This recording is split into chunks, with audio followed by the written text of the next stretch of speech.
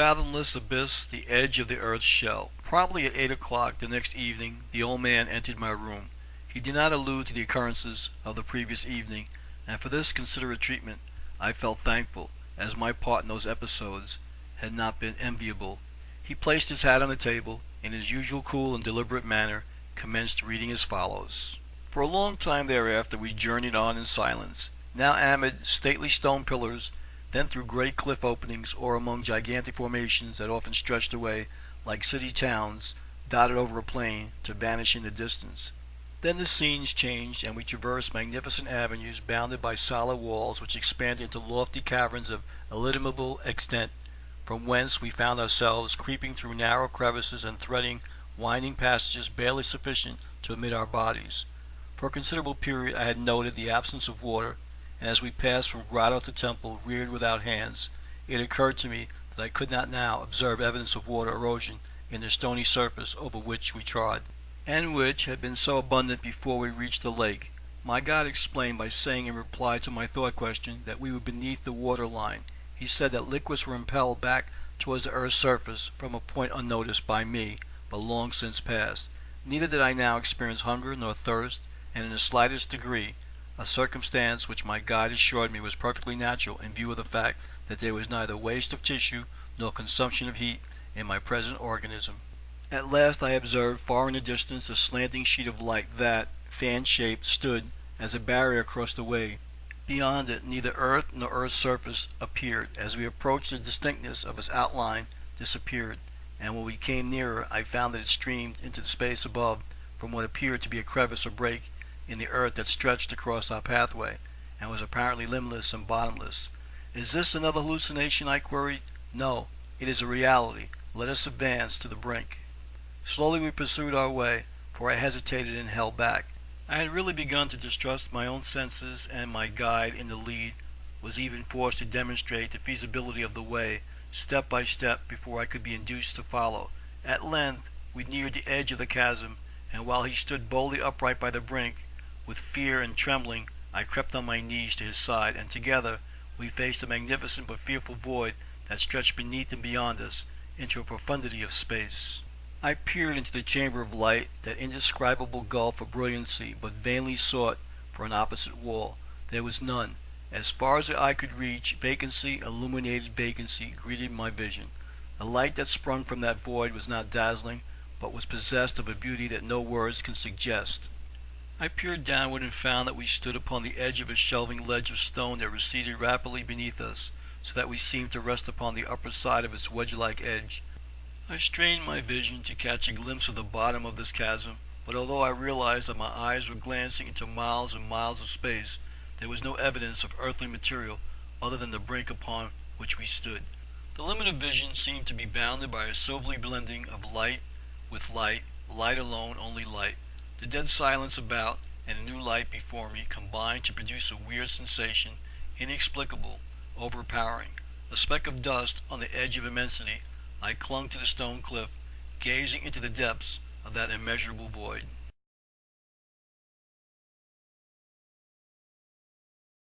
It now becomes my duty to inform you that this is one of the stages in our journey that can only be passed by the exercise of the greatest will force.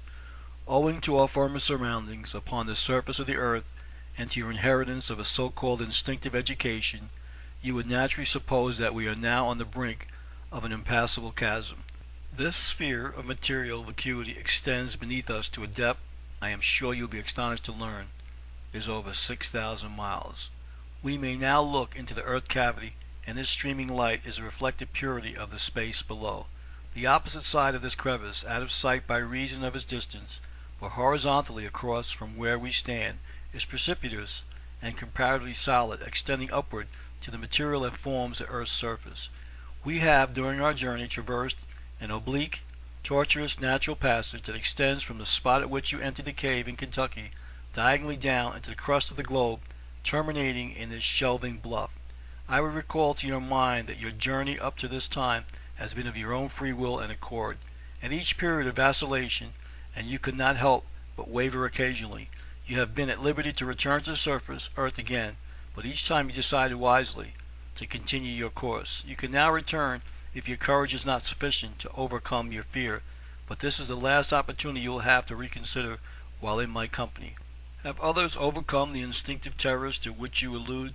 Yes, but usually the dread of death or an unbearable uncertainty compels the traveler to give up in despair before reaching this spot, and the opportunity of a lifetime is lost. Yes, an opportunity occurs only in the lifetime of one person out of millions, of but few in our brotherhood.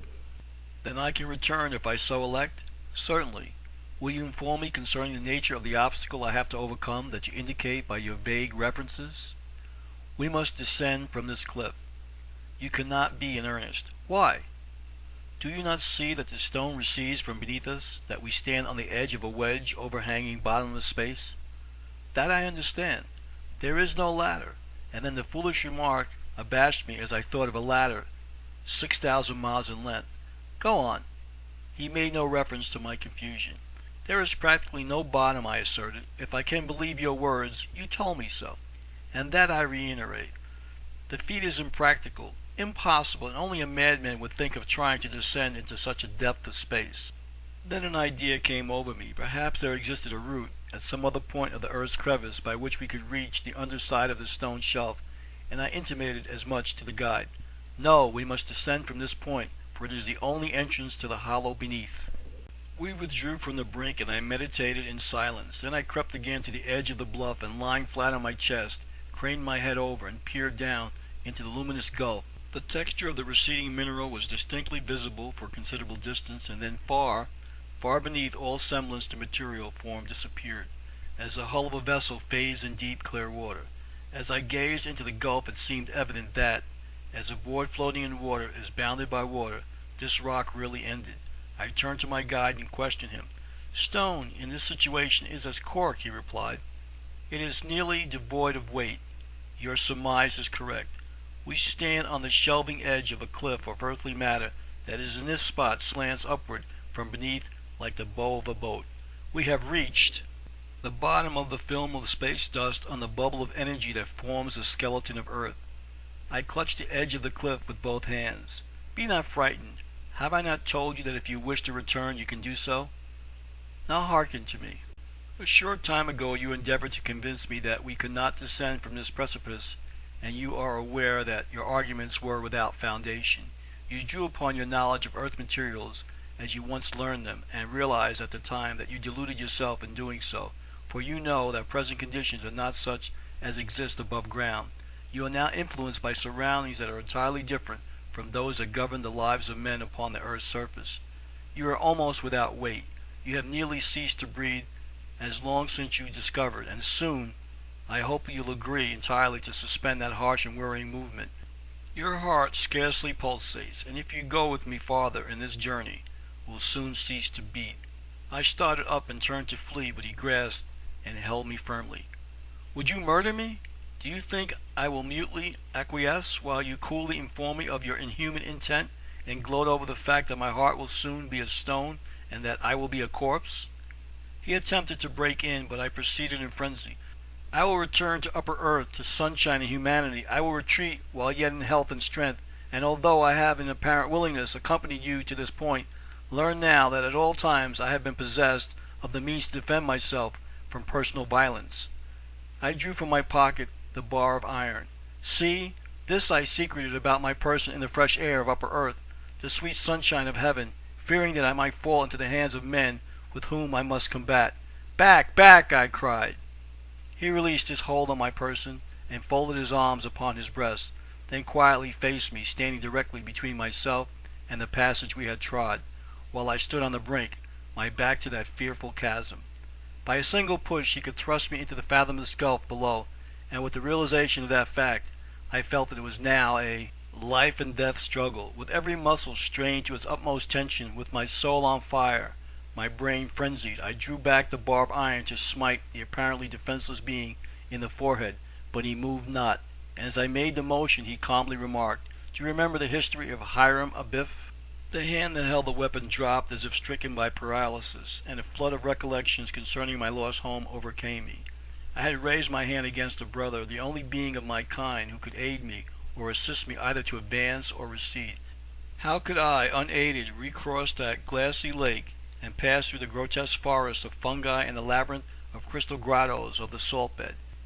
How could I find my way in the utter darkness that existed in the damp, soppy, dripping upper caverns that I must retrace before I could hope to reach the surface of the earth? "Forgive me," I sobbed and sank to his feet. "Forgive me, my friend, my brother.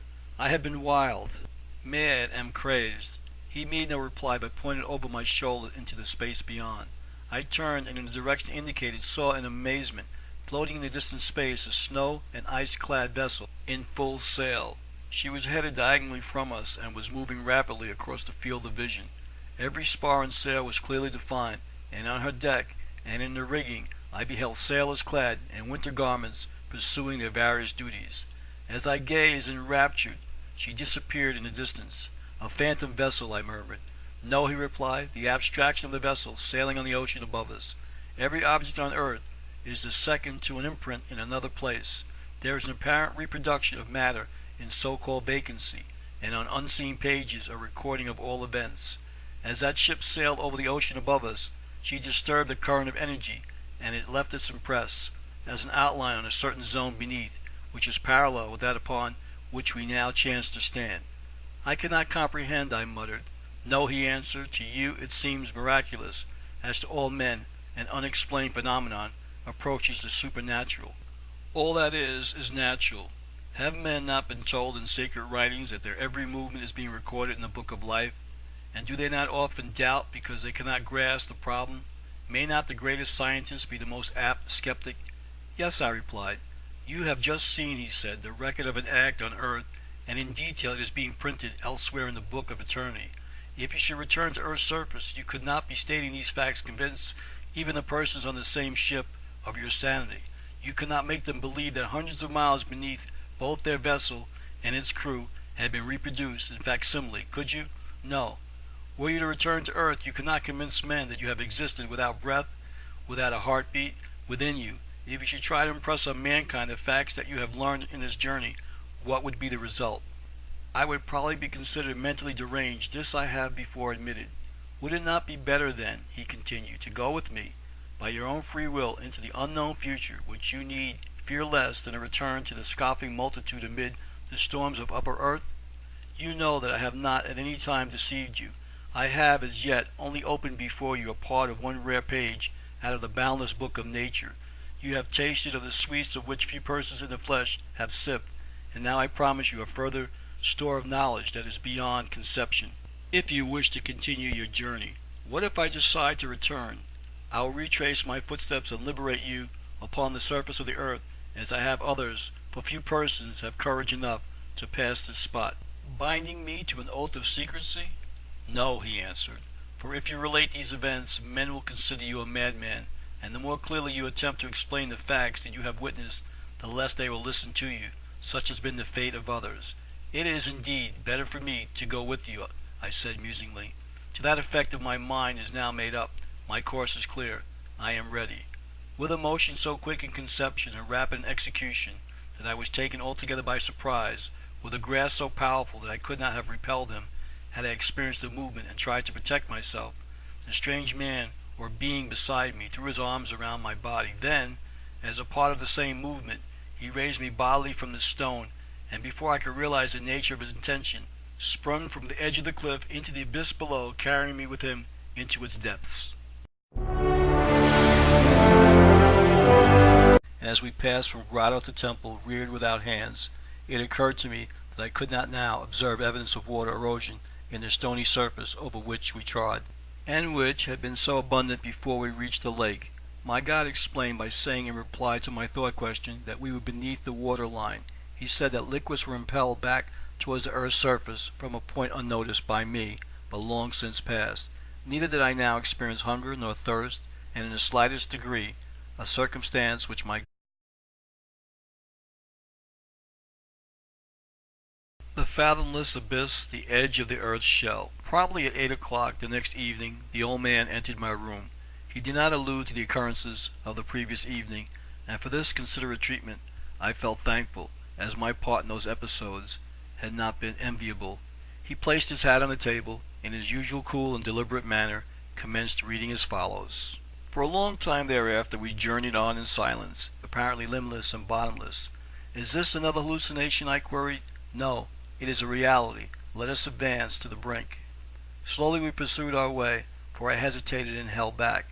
I had really begun to distrust my own senses, and my guide in the lead was even forced to demonstrate the feasibility of the way, step by step, before I could be induced to follow. At length we neared the edge of the chasm, and while he stood boldly upright by the brink, with fear and trembling, I crept on my knees to now amid stately stone pillars, then through great cliff openings, or among gigantic formations that often stretched away, like city towns, dotted over a plain, to vanish in the distance. Then the scenes changed, and we traversed magnificent avenues bounded by solid walls which expanded into lofty caverns of illimitable extent, from whence we found ourselves creeping through narrow crevices and threading winding passages barely sufficient to admit our bodies. For a considerable period I had noted the absence of water. The guide assured me was perfectly natural in view of the fact that there was neither waste of tissue nor consumption of heat in my present organism. At last I observed far in the distance a slanting sheet of light that, fan-shaped, stood as a barrier across the way. Beyond it neither earth nor earth's surface appeared. As we approached, the distinctness of its outline disappeared, and when we came nearer I found that it streamed into the space above from what appeared to be a crevice or break in the earth that stretched across our pathway.